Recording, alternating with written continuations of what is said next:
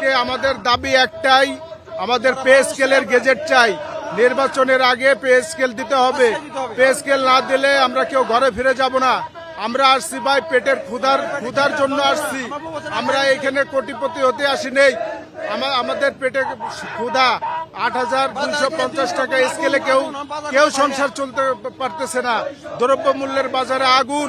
প্রয়োজনে এখানে আমরা জীবন দেব এবং আমরা কেউ নির্বাচনের ডিউটিও কেউ পালন করবো না ভাই পে স্কেল না দিলে। আমাদের মূল দাবি হচ্ছে, আমরা 15 বছর আগে পে স্কেল পেয়েছিলাম, আজকে 11 বছর যাবত কোনো পে স্কেল পাই না। দ্রব্যমূলক অগ্নিসম্পর্ক হয়ে গেছে, আমাদের বউ বাচ্চা খাওয়াতে পারতেছি না। আমাদের এক দফা এক দাবি, আজকে পে স্কেল প্রোগ্রাম জারি করতে হবে। এই দাবি, আর কোনো দাবি নেই আমাদের। এক দফা এক দাবি, পে স্কেল জারি করবে আজকে আমাদের। কমিশন গঠন করছে, আজকে 1 বছর যাবত তাল বাহানা করতেছে। কি কারণে? ওরা সবই চলে, আর আমাদের গরিব ফোকাম কর্মচারী পে স্কেল হয় না। এই টাকা কোথায় নেওয়া হয় না, সংস্থান হয় না, তাহলে আমরা কোথায় যাবো?